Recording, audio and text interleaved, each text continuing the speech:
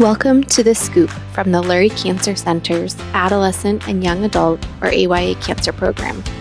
We bring together AYA cancer survivors and experts to answer important AYA cancer-related questions.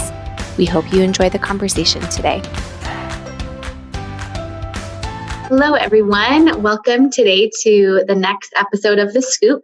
Today, we're talking all about nutrition and cancer, and we have the whole dietitian team with us today.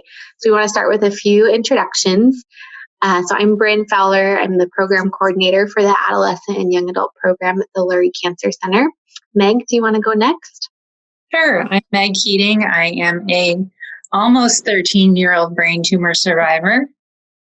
And yay! And I had some cases where I had a surgery last summer. I had a recurrence. I don't like to talk about that. But I had issues with wound healing. So I was encouraged by my medical team to have as much protein, consume as much protein as I could. So I actually visited with Caitlin, one of the dietitians here today, to get some advice on that. And she was very helpful. It didn't solve my problem. I had to have another surgery or two. I don't remember when I saw you, but that wasn't your fault. Lauren, do you want to go next? Yeah, sure. Hi, everyone. I'm Lauren. I'm one of the members of the dietitian team here. I work with all patients, most types of cancers, just like Jocelyn and Roxana. Perfect. Jocelyn? Hello, everybody. My name is Jocelyn Letkis. I am a dietitian over in the Galter Pavilion. So, yes, as Lauren had said, I see most people who have an oncology diagnosis that isn't in a women's cancer realm. Awesome. Caitlin? Hi, I'm Caitlin Leva, also one of our dietitians. I work primarily in our Women's Cancer Center in the Prentice Pavilion, but also do cross-cover to all of the other different sites as well. And last but not least, Roxana? I'm Roxana Lopez, and I'm the partner in crime with Lauren and Jocelyn. Awesome. Well, we're so happy to have all of you here with us today. So thank you for taking time. And we hope that people find this conversation helpful.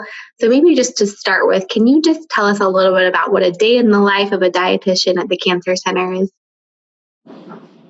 Yes, so I'll take this question. A day in the life. So we work directly with patients both over the phone and in person, whether that be a pre-scheduled consult or during infusion therapy. And we really help patients with their nutrition status and individualized nutrition care plan, both during and after treatment. So as we know, during treatment, you can often experience side effects such as the wounds, as you said, Meg, and we help with symptom management and side effects. After treatment, we help with survivorship nutrition and really help you live a healthy lifestyle after treatment. We also collaborate with the healthcare team. We work on projects, we attend meetings such as Tumor Board, and we really work with the team. That's awesome. Thank you. That's helpful to just kind of have an overview of what your role is. Yes. What are your top tips for eating healthy during and after treatment? I'll take this one. So my top tip for eating healthy during treatment is to keep a really flexible approach to your nutrition. Oftentimes, treatment-related side effects can cause people to change their eating schedule or the types of foods that they're choosing. So that might mean eating more frequent meals throughout the day compared to your normal routine, or that could be eating foods that you don't typically eat. It's important to keep a really flexible approach and work with your dietitian to manage those side effects and also make sure you're meeting your nutrient needs.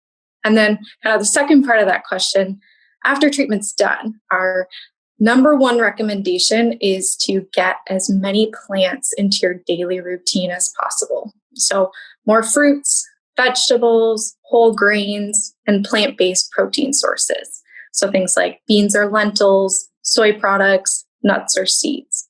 These foods are all packed with vitamins and minerals. They're great sources of fiber.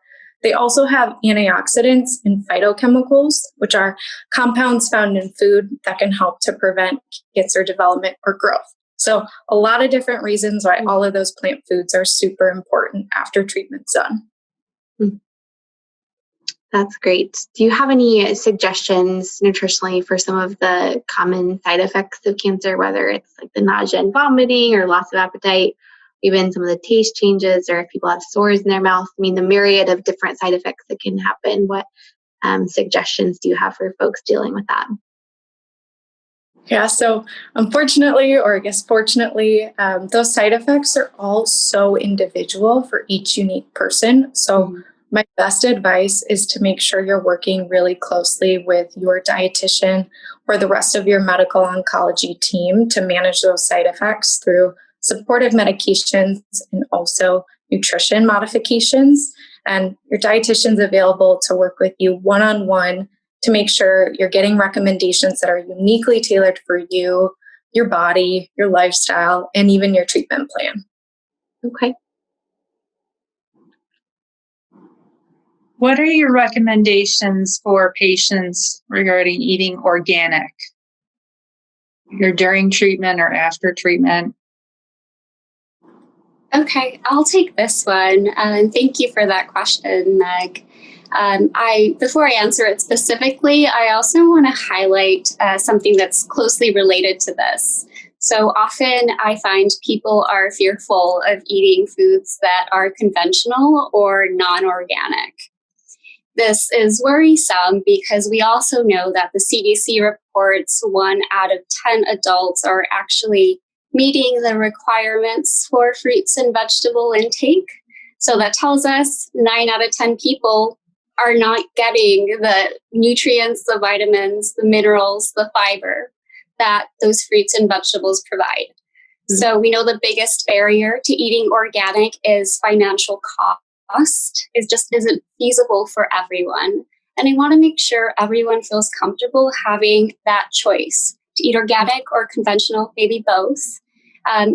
Basically what suits you best. They're both healthy options. And as far as eating organic foods, you can look for certain labels. The U.S. Department of Agriculture has a seal for organic foods, and they have strict guidelines or standards that foods have to undergo about how they're grown, processed, or handled. So looking for that is very important.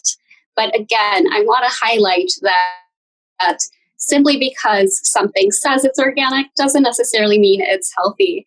It's always important to make sure you're reading that nutrition label and the ingredient list, see what's actually in there. An organic cookie may not be the best option as opposed to, a piece of fruit. So, Roxana, just to follow up on that a little bit, is eating organic something that you would ever suggest to a cancer patient or survivor, or more just kind of focusing on, like you're saying, the health content of it? Yes, great question again. I think first and foremost, I would want to encourage people to make sure that they are getting the adequate amounts of fruits and vegetables in their diet. So if you're not meeting those requirements, that's a good place to start. And if you have the option to buy organic, really our literature has, it's shown as benefit for both. So we're not quite clear yet. Another important thing is just to make sure you're washing your fruits and vegetables really well, just to reduce any of the pesticides and even the pesticides that we know are on there. You have to eat, I just did a calculation actually, and for a woman, it was about 1,000 apples in a day from the highest toxin to really have an effect. So I think there's a lot of misinformation here. So I just really recommend, again, follow up if you have concerns. Maybe go to a farmer's market, talk to the farmer. Those are all good ideas if you're really interested in organic, or maybe even making a garden yourself. I love that. Thank you for those suggestions. So if someone's not able to meet with one of you or a dietitian, Do you have like go-to resources or places where they can go to find good recipes or guidelines for maintaining good nutrition throughout cancer? Yes. That's often one of our first pieces of advice. People get a cancer diagnosis and then they Google. And so we say, please don't Google, especially when it comes to nutrition. There can be a lot of misinformation, half-truths, just straight up not credible information that you can find on the internet. So the first and foremost, the expert in nutrition is going to be a registered dietitian nutritionist. That can get a little confusing sometimes because some people say, well, I'm a nutritionist. Dietitians can call themselves nutritionists, but nutritionists cannot call themselves dietitians. Okay. So that is just a little kind of tidbit that we like to share, especially when we have, a broader audience right now that we can talk with. You can go to a conference over a weekend and call yourself a nutritionist, but a dietitian has certain requirements for schooling. It is moving to not only 4 years of undergraduate education, but now also a 2 years master's requirement. It's also requiring an internship and certain numbers of hours in different areas of nutrition. So when you meet with a dietitian, you know that this person has had a certain amount of education and not just a weekend warrior seminar, so to speak. But, if you aren't able to meet with a dietitian right away, some really good websites to go to for cancer-specific nutrition information that's credible and reliable. The American Institute for Cancer Research is a great resource, and that's AICR.org. There they have not only a wide breadth of information on nutrition and lifestyle risk reduction based on cancer sites. So what we have, any evidence that's out there, they're going to put that available to you on diet, lifestyle factors that you might be able to make to reduce your risk or reduce risk of a cancer coming back. They also have a lot of recipes on there too that are pretty tasty. So that's worth checking out. Another good site for recipes is cookforyourlife.org. And this was founded by a woman who has beat breast cancer twice.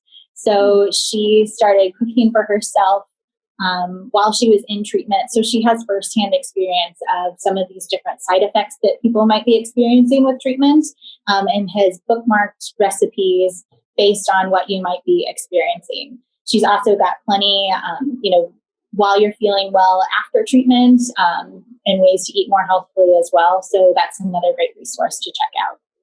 Finally, the American Cancer Society is another great resource that also has some recipes and good nutrition information, and that's acs.org.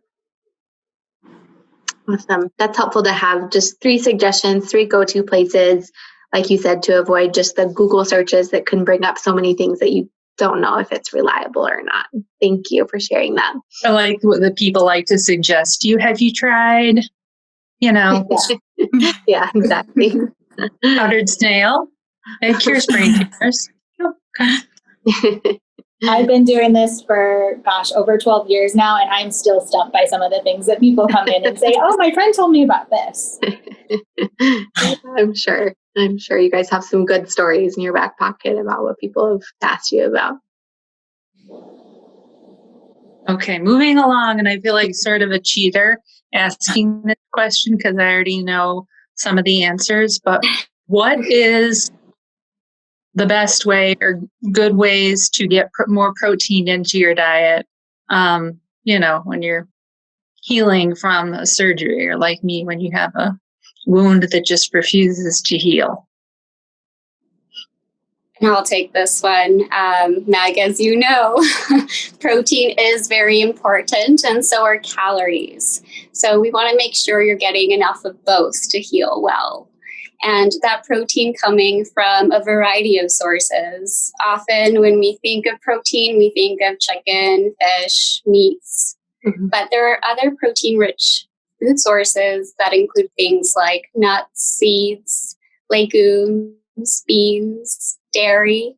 If you use a milk substitute maybe switching it out for a soy milk, or checking to see the nutrition label to see if any protein is actually added to it.